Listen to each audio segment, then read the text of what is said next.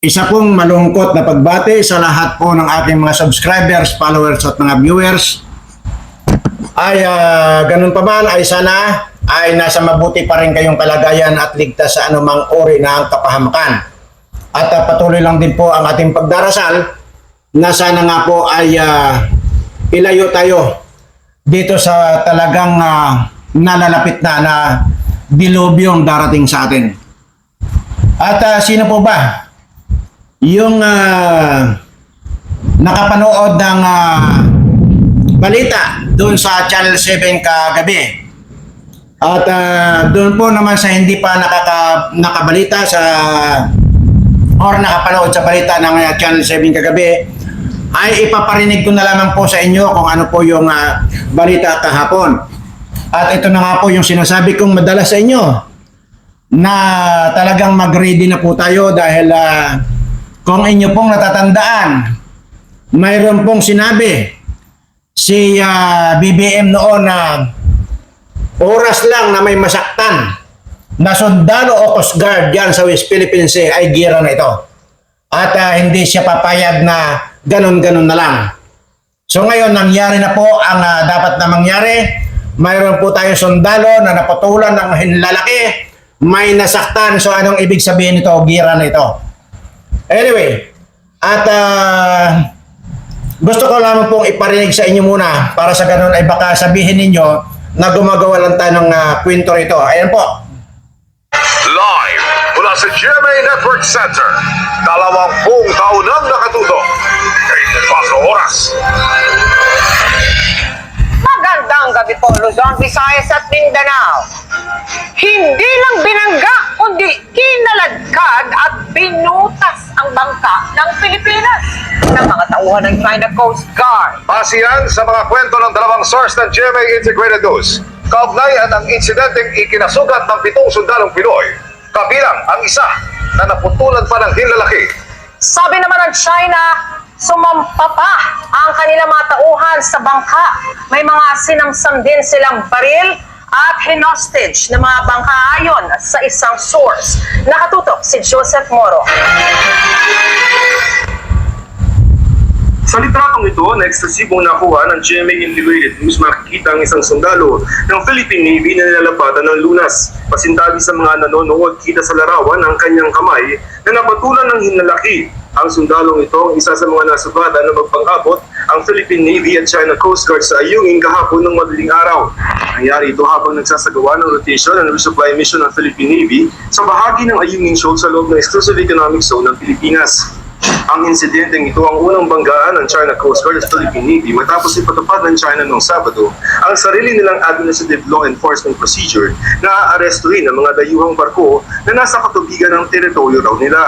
Walang gaanong detalye sa inilabas na pahayag ng National Security Council o NSC kagabi. Sinabi lamang na kahapon ng umaga na unsami ang rotation and resupply mission sa Ayungin Shoal kung saan nakasadsad ang BRP Sierra Madre. Dahil ito sa agresibong aksyon ng China kung saan binangga at hinatak nito ang sinasakyang inflatable boats ng mga sundalong Navy ng Pilipinas. Kinundina ng NSC ang aksyon ng China. Walang binanggit ang NSC na may nasugatang sundalo. Sabi naman ng spokesman ng China Coast Guard sa isang pahayag, lumabag daw ang Pilipinas sa pangako nito at nagpadala ng supply ship at inflatable boats sa Ayungin. Kaya bukod sa pagbigay ng warning at pagharang, sumampa raw ang China Coast Guard sa bangka ng Philippine Navy at nag-inspeksyon sa loob. Sabi ng China, legal at professional ang ginawa nito. Mahaba pa po kasi ito. Mahaba pa yan, pero isa lang po ang isa lang po ang balita na yan, na kung saan po yan ay sinabi naman po na mga sundalo na nasaktan at ang isa doon ay naputulan pa ng hinlalaki. So ang ibig sabihin to, gira na talaga ito. Yun po yung sinasabi ko sa inyong mga subscribers ko na kuhan lang tayo at mapagmatyag po tayo at huwag nyo pong kakaligtaan na palampasin yung lahat ng mga i-upload kong video sa mga darating mga araw dahil sabi ko nga po kung talagang delikado na ay mag-a-announce po ako rito dahil lahat po kayo na mga subscribers ko ay dito po sa akin. Ngayon, at bago dumating yan, ito pa ang sinasabi ko at kailangan nyo pong i-share ito. At gusto ko pong iparating nyo ito dyan sa gobyernong ito na gusto ng gira, aba ay hindi ka mananalo bangag. Maniwala ka sa akin. Ang mananalo lang dito Amerikano. Dahil ang Amerikano ang kukubkob dito sa atin. Pagka nagkandamatay na lahat yung mga Pilipino rito. O ngayon, nasaan yung pagmamalikan ng mga Amerikano na yan? Nasaan? Ay may nagkasakitan na di ba? Naputulan na nga ng hinlalaki yung isang sundalo natin. At ilan yan? 7 sundalo ang nasaktan. 7 sundalo ang yung isa pa nga daw dyan ay critical. See? Nasaan yung Amerikano na pinagmamalaki mo ngayon? May sinasabi ba yung Amerikano na pinagmamalaki mo? O edi wala, nanahimik. Kasi nga talaga hindi niya kaya, hindi niya talaga pwedeng ipagtanggol ang Pilipinas. Kasi unang-una nga, yun nasabi na, noong Amerikanong sundalo din, yung Marine na yon, na hindi namin gusto kayo. Ngayon mga kababayan, ay kung ganito ng ganito at hindi pa bumaba sa posisyon at hindi alam gawin or hindi alam ang ginagawa nitong ating presidenteng ito ay marapat lamang na pababain na natin sa pwesto. At dito, para lang po sa inspirasyon ko, ito na po ay kahiyaan na po ito or subuan na po ito. Para lang po magkaroon ako ng inspirasyon sa gagawin ko. Sige nga, ipakita nyo. Ang maitutulong nyo lang po sa akin ay bigyan nyo ako ng inspirasyon sa pamamagitan ng pag-views, pag-subscribe dito sa channel ko. At pag nakita ko na nag-boom itong views natin at saka itong subscriber natin, kahit ako na lang ang mag-isa, na sugurin ko ang dapat sugurin, paliparin ko ang dapat paliparin, at itapon ko dyan sa ilog Pasig ang dapat itapon. Kahit ako na lang mag-isa, ito, subuan na ito. Bigyan nyo lang ako ng inspirasyon. Dalawa lang yan ang ibibigay kong pandito. Option. At tingnan nyo naman mga senador. Nasaan yung mga iniluklok ni President Duterte dyan ng mga senador at mga congressman? Ayan paano yan? Robin Padilla, Bato de la Rosa, Bongo na yan, nasaan na? Hindi nga kayo nagsalita yung tungkol dyan kay Jonathan Morales, kundi hinayaan nyo pa na idikdikin si Jonathan Morales na nagsasabi lang ng totoo, hinayaan nyo pa. Tama ba yan na ginawa mo, Bato de la Rosa na? Tanungin mo si Ochoa ng ganun-ganon? Ha? Tanungin mo kung anong ilang edad na ni Ochoa. Tanungin mo kung naligo na si Ochoa. Tanungin mo kung nagsuklay ba si Ochoa. Tama ba yun? Tangina nyo. Nabubo kayo. Tapos sasabihin nyo na nasa bayan, para sa kayo sa kababayan, para kayo sa taong Pilipino. Ay di ba't mayroon post dyan si Bebong ko na sinusunod lamang niya kung ano yung itinuro ni President Duterte? Mali! Dahil walang itinuro si President Duterte na kapag ka nakikita mo na, aba hindi ka napapalag, ganon? Dahil yun ang tumatak sa utak mo. May post dyan si Bongo. Pare-pareho lang kayo, mga animal kayo. Sinasabi ko sa kayo, ma-inutil kayo. Lahat kayo dyan, mga inutil kayo, mga yawa kayo.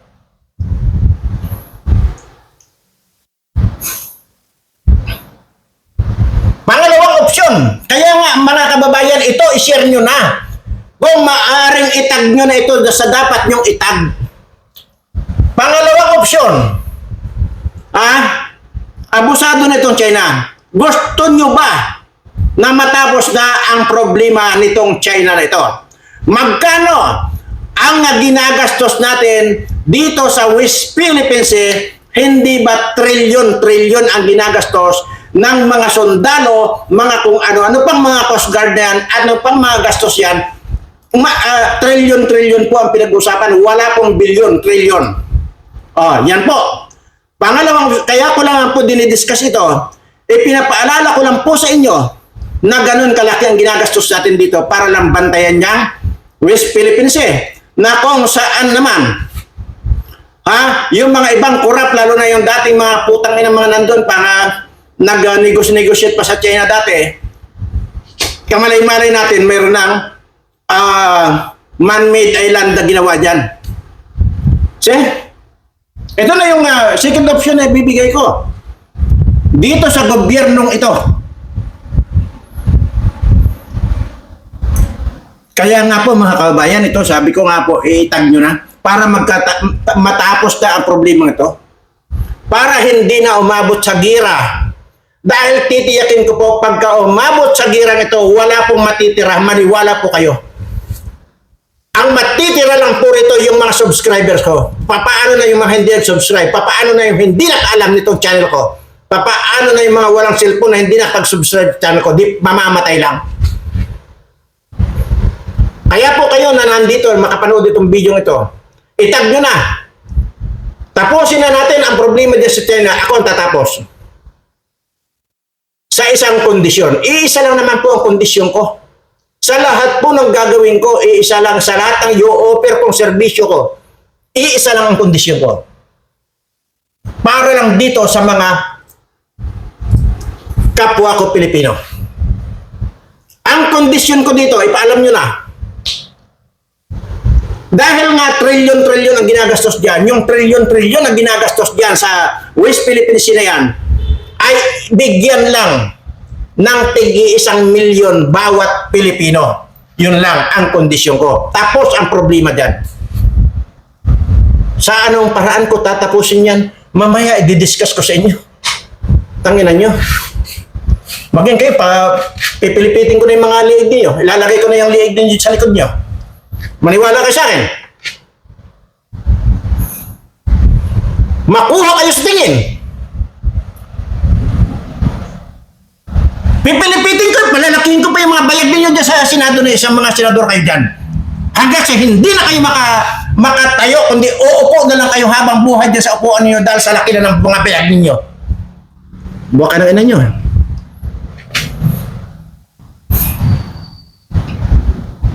Ito na. Magmula sa basta tao ng Pilipinas. Magmula doon sa bagong panganak. Bagong panganak, ibibilang na natin yan kasi unang-una, kung yan ngang utang natin ngayon, trilyon-trilyon na. Nadoble na yung utang ni Duterte dati at saka ito ngayon, nadoble na. 7 million lang dati, nahigit na ngayon 15 trillion na dating 7 trillion na kay Duterte. Ngayon, 15 trillion na ang utang natin. Ngayon, ang ibig ko sabihin dito ngayon, ang kondisyon ko hindi para sa akin, para dito sa mga kababayan ko. Ni centavos, wala akong pakikinabangin, wala akong hihingin kahit na isang centavos. Ang hihiling ko lang sa isang kondisyon, tatapusin ko yung gulo dyan sa China na yan, yung sa West Philippines na yan, ang kondisyon, bigyan ng tig-1 milyon bawat Pilipino. Magmula sa bagong panganak hanggang sa matatanda. Yan ang kondisyon ko.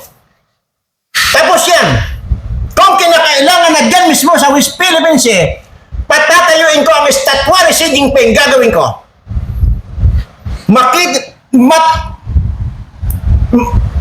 Makuha kayo sa tingin. At kayong mga senador, mga buwaka ng ina nyo, mga lalo na yung mga buwaka ng inang mga congressman na yan, kung gusto nyo makipagbatayan sa akin, pues, anumang oras, andyan tayo sa Lunita. Tangina nyo.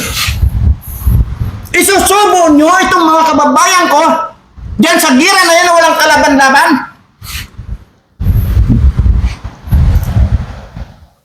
Dahil lang sa kabangagan ng putang anong to.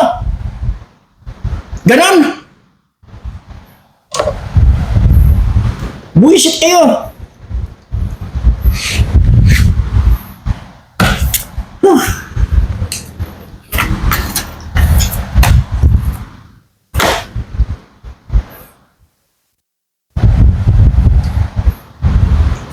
Baka hindi po ninyo intindihan dahil pipilitin ko po maging mahinahon. Ako ang tatapos ng problema dyan sa West Philippine Sea sa isang kondisyon.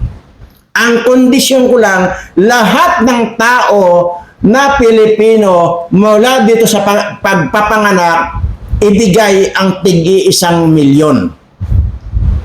Yun ang kondisyon ko. Wala na kayong makikita na kahit na sinong in-check dyan sa West Philippine Sea yan. Wala na. Yan ang titiyakin ko. Basta sa akin makipagkasundo ang gobyerno ito na kapag ka nagawa ko yan, ay walang urungan ito at ibibigay yung 1,000,000 sa bawat Pilipino. Sa akin po, hindi po ako magsasalita rito at hindi po ako makikinabang dito sa kondisyon kong ito. Ang gusto ko lamang pong masiguro itong mga kababayan ko na mapaangat man lang ang buhay nitong mga ito. Yun lang ang gusto ko. Hindi ko kailanman kailangan ng pera. Paulit-ulit kong sinasabi yan. Kahit kailan hindi ko kailangan ng pera. Paulit-ulit ko sinasabi na allergy ako sa pera. At may mga ibang vlogger po dyan na makakapagpatunay na bumili kami ng something na maiinom or makakain, hindi po ako gumamit ng pera. Ano ang ginamit ko? Mayroon po akong card na bawat establishment, pag ipinakita ko yung card na yan, lahat po yan i-honor. At ayaw ko na pong banggitin yung kasama kong vlogger dyan na napatunayan nila. Kahapon lang po yan. Ay, nung isang araw lang po yan sa Maisog Rally. Dahil sabi ko, ulit-ulit ko sinasabi, hindi ko kailangan umawak ng pera. So itong kinukondisyon kong ito, hindi ako makikinabang.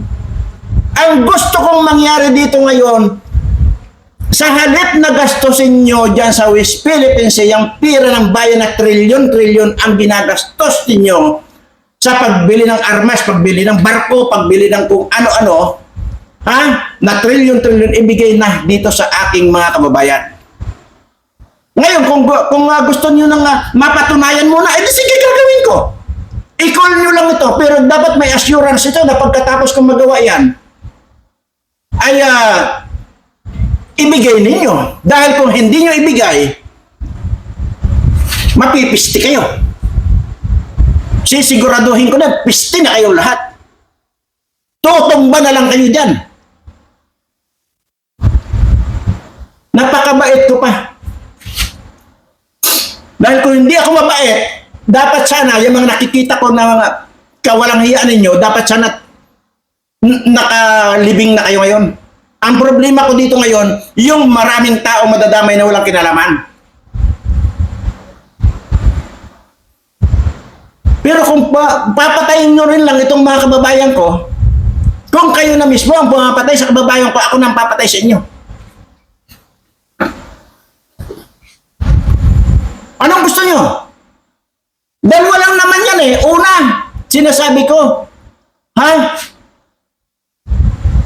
bigyan nyo lang ako ng inspirasyon. Makita kong marami tayong viewers para maging inspirasyon ko at maraming magsusubscribe sa channel ko. Para yun ang gagamitin kong inspirasyon. Para baliin ko na lahat ng mga liig dito, mga nandyan, mga kabatan. Kisa doon, sa pangalawang opsyon, kahit kailan wala na magiging problema ang Pilipinas, tatapusin ko yan. Yun nga lang, ang kondisyon ko. Gusto kong ulit-ulitin to, ulit-ulitin. Kahit na paulit-ulit ko sasabihin sa inyo, ang kondisyon ko lang, bigyan nyo ng tig-1,000,000 bawat tao, bawat Pilipino. Yun lang, tapos na ang problema dyan. See? Ano ito? Gira ito. Magigira na walang kapararakan, magigira na walang kapinta-kwinta. ang mamamatay lang yung mga Pilipino, kayo. Tatakbo lang kayo sa Amerika, tatakbo lang kayo sa ibang bansa, mga buwaka na ganyan nyo. Ito. Ang ginawa nilang ito. Pero bukod sa mga kwentong ito, nakakuha ang GMA Integrated News ng karagdagang mga detalye mula sa dalawang mapagkakatiwalaang source kung ano ang nangyari sa pagitan ng mga pwersa ng Pilipinas at China. Ikwento ng unang source ay isang opisyal na may alam sa nangyari.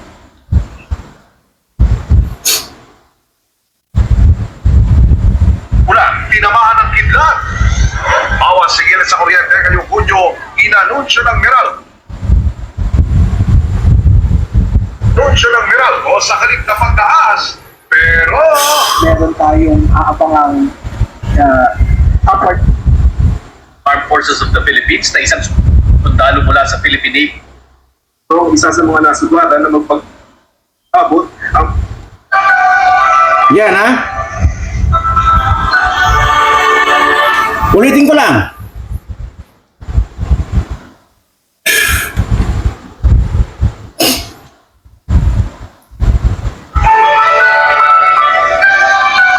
At pinutas ang bangka ng Pilipinas Oh. ng mga tauhan ng China Coast Guard.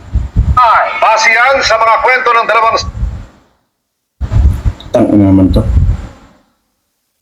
ang inanod sa creek sa Caloocan natagpuan wala ng buhay. Ay, bullshit na to. Antayin nyo lang po.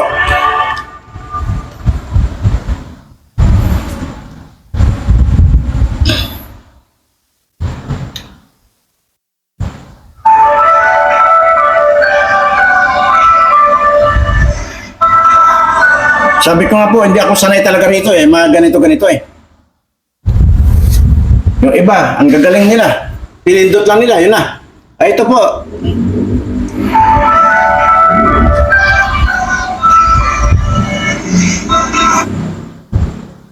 meron tayong aabangang kung sa mga sundalo Navy ng Pilipinas. Na malubhang sugatan. Pumano ng China Coast No, sige na nga lang. ng Philippine Navy sa Yungin Shoal. Batay sa kwento ng mapagkakatiwalaang source ng GMA Integrated News. 7 sundalo raw ng Navy ang nasugatan at ang isa naputulan ng hinlalaki. Amerika at iba pang bansa. Kinundi na ang ginawa ng China. Yan. This kind of behavior is provocative, it's reckless, it's unnecessary.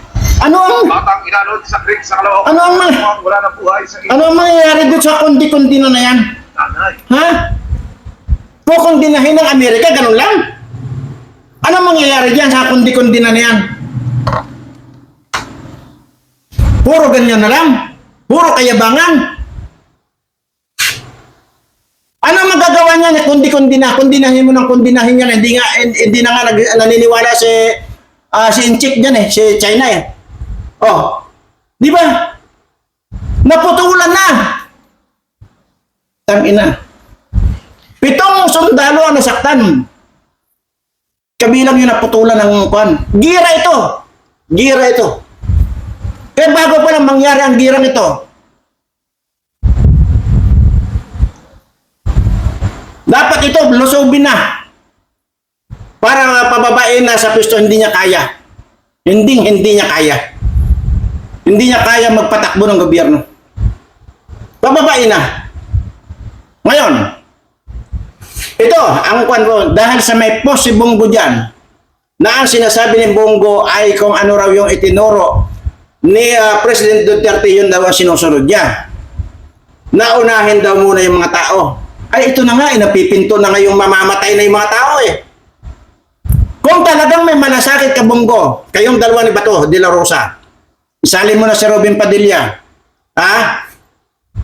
Wala kayong gagawin, nandiyan kayo sa likod ko. Ako ang lulusob, mag-isa.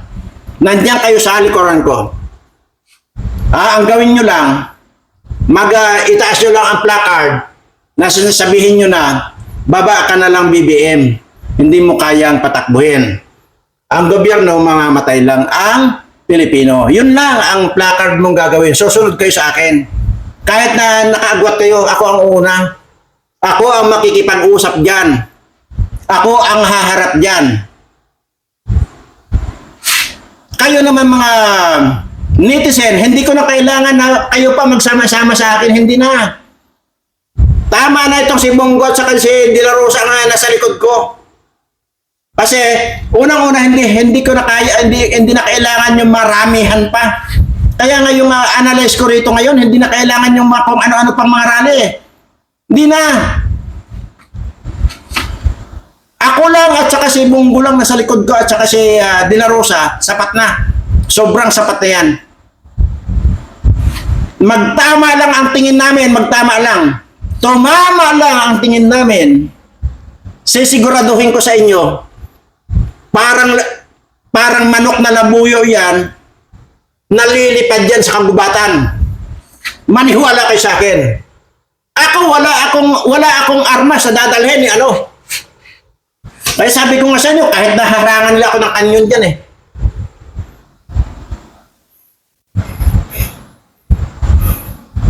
Tangina. Gira na ito eh. Ha?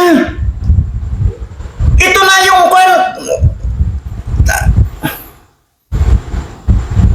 isang pindutan lang ng China. Tapos tayo. Kayo.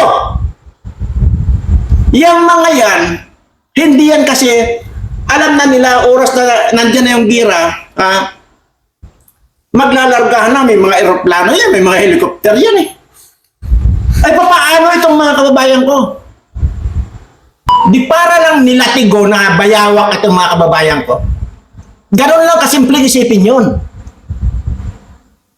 Siguraduhin ko sa inyo, segundo lang yan magdadapaan itong mga kababayan natin.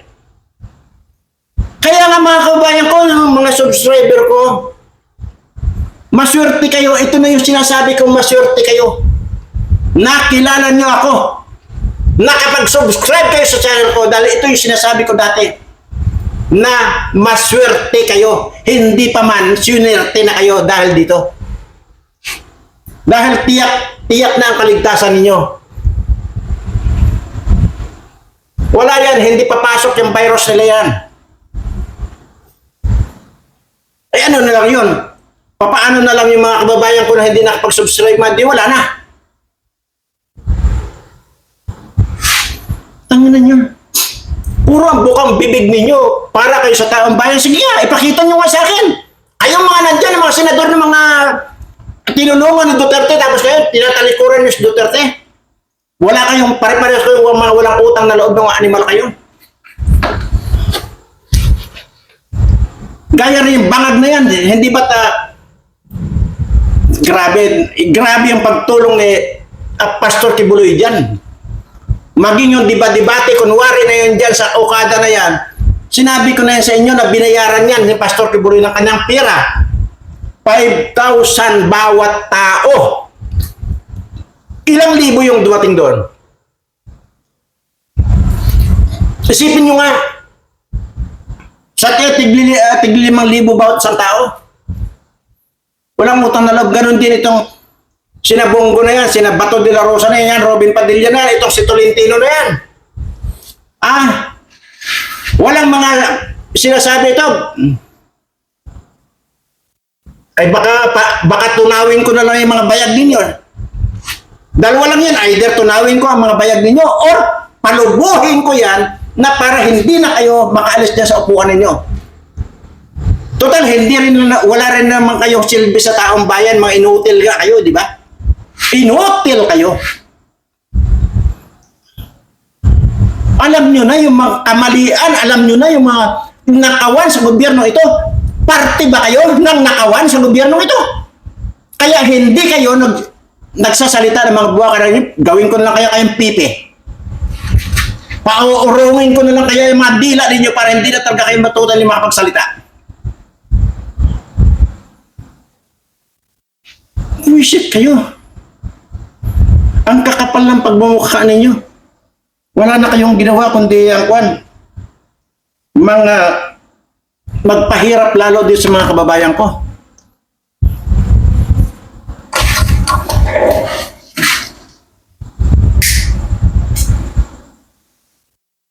Ay, nako. Grabe. makinabang sa inyo ng tao, kaya nga nilagay kayo dyan eh, ng tao.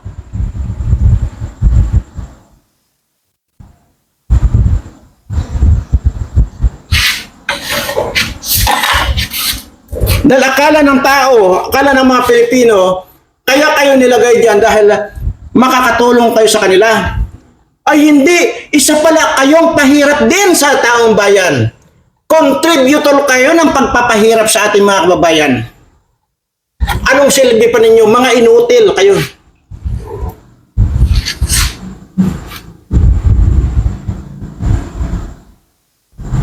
Hindi na ako maghahamon dito ng patayan dahil alam ko wala namang kakasa. Wala namang kayong mga hayop kayo. Ang tagal-tagal na paulit-ulit ko sinasabi yan. Pero walang kumakasa. Para gusto ko sana, kahit pa paano makabawas ako ng mga kawatan ng mga tao. Yung papatol kasi sa akin, tiyak. Sabi ko, ang laban ko lang, sa lahat ng laban ko, 10 seconds yan. 10 seconds lang yan. Sisiguraduhin ko dadapa ka. Pero hindi na yun. Huwag na natin pag-usapan yun. Wala namang kumakasa eh.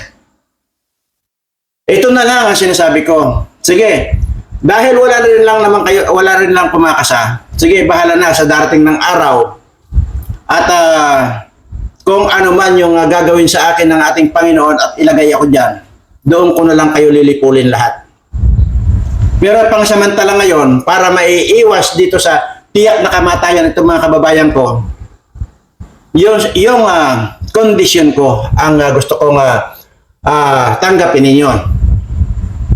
Wala na kayong gagastusin na trilyon-trilyon dyan sa West Philippine Sea, pagbibili ng armas o kung ano-ano pa para gamitin dyan sa West Philippine Sea na yan.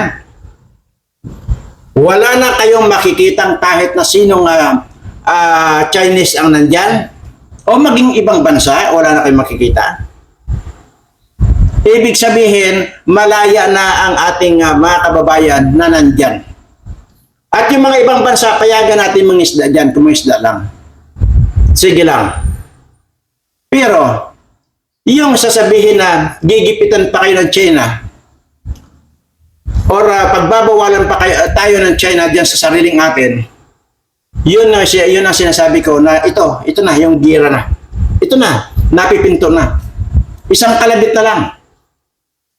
Kumbaga sa kanya sa posporo, isang saltik na lang yan. Kagaya ng mga ulo ninyo may mga saltik. Yan lang yun. Boom na ito. Oras na pinindot ng China, yung red button nila, wala pang 10 minutes nandito sa atin babagsak yan. Pag bumagsak yan, segundo lang, dadapa lahat ang mga tao.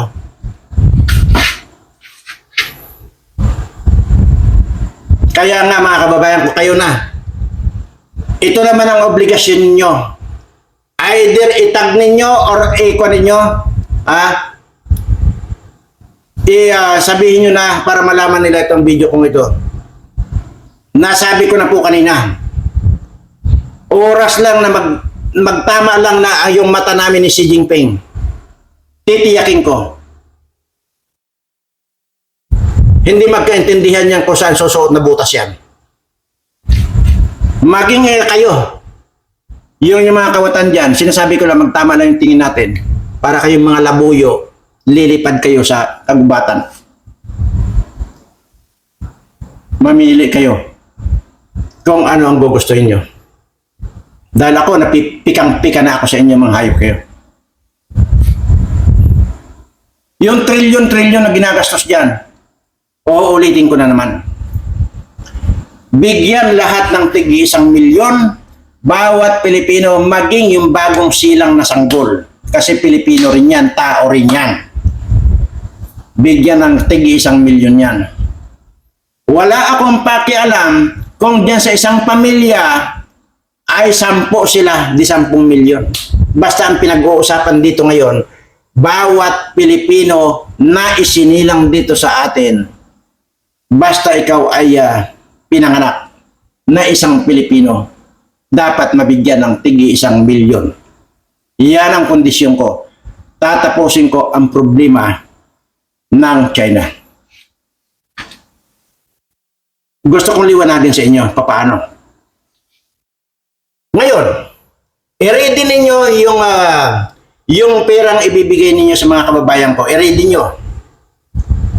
Pagkatapos yung i-ready yan, sabihin nyo ngayon sa akin, magpakita muna ako ng sample. O magpakita muna ako ng katibayan kung paano kung gagawin. Sinabi ko na kanina, kung kinakailangan na mismong si Xi Jinping ang ilagay ko dyan sa West Philippine Sea na gagawin kong ribulto. Maliwanag yan. At kayo mga senador na mga inutil, dapat kayo mga congressman na kayo, lumayas na rin kayo dyan dahil baka mamaya pag ako ang ginanahan, either tunawin ko yung mga bayag ninyo or palubuhin ko yan na hindi na kayo makaalis sa inyong mga upuan habang buhay. Ang tanong, doon ba sa hinihiling ko na tig 1 milyon na bawat Pilipino na bibigyan ninyo, ako ba ay kasama doon? Hindi po. Hindi po. Dahil hindi ko po kailanman kailangan ng pera. Nabubuhay po ako nang wala akong pera. Yun po ang sa akin. Hindi ko na po kailangan yan. Kahit kailan. Kung ano man po yung sikreto ko, ano man po yung nandito sa akin, ako na po ang nakakalam yon. Dahil sinabi ko na po kanina, napatunayan po, bumili po kami ng pagkain. Pero wala po silang nakita na dumukot ako ng pera sa aking wallet para bayaran ko yung pagkain na binili namin kahapon noong Maisog Rally.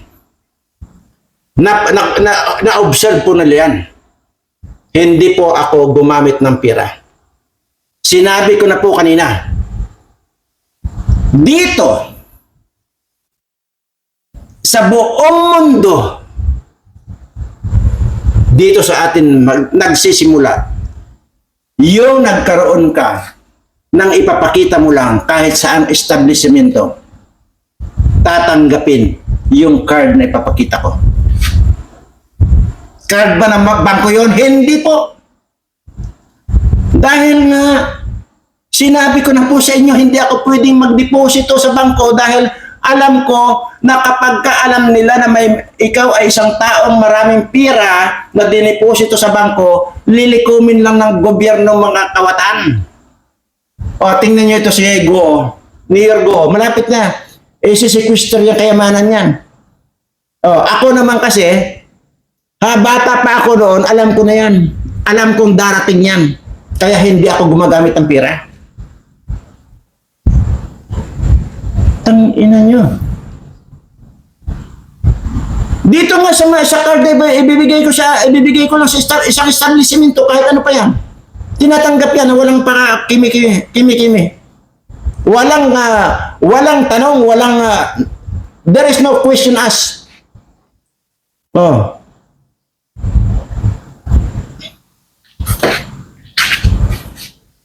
Sige, aber, kayo ang mag-isip. Sino? Yung taong may papakita lang ng card na ganyan, i-honor na agad ng kung sino? Walang ganyan dito sa Pilipinas kahit na sino pang mayaman dito, kahit pa sinong bilyonaryo dito sa Pilipinas o sa ibang mundo. Walang ganon. Kung mayroon sila ipapakitang card ng bangko yan, either credit card yan o ano paman. Pero ito sa akin, hindi nga po bangko. Diyan na lang mapapaisip na kayo. Dahil pinatunayan ko lang po doon sa kasama kong vlogger, tatlo po sila. Na pinasakay ko doon sa aking sasakyan. Dinaan ko, drive-thru ko. Nakita nila, walang binunot akong pira. Maging saan, maging sa aeroplano. Ipakita ko lang, walang ano't-ano man. Ino-honor yung card ko. Kung ano mang card ito, ako na lang po nakakalam. Pero sinasabi ko, buong mundo, walang mayroon yan, ako lang. Sarili ko yan. Ay kung yun nga nagagawa ko, ay pwede ko nga gawin na ganyan ko na lang yung palad ko eh. Mag-order ako ng pagkain dyan sa kung saan dyan, ganun ko ng palad ko eh. Igagrant na nila eh. Diyan pala mag-isip na kayo.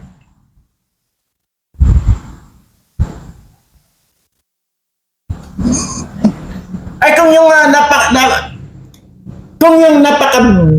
napakatigas na bakal yan o ano pa man, kutsara man yan, tinidor man yan o sandok man yan, itak man yan o ano, ay kaya kong baliin eh. Igaganyan ko lang, kaya kong baliin eh. Ano pa kaya yung mga leeg ninyo? Eh di pag bigda, tangina, huwag ninyo akong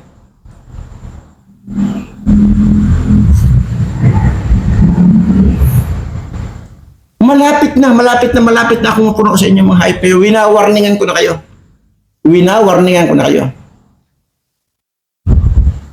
Ayan po. Sa mga kababayan ko, maghanda na po kayo. Dahil tiyak na po ito ang gira. Gira ito. Maniwala kayo. Dahil sinabi nga na ni Bangag na isa lang ang masaktan. Gira na. Mag-ready lang po kayo. Maraming salamat po.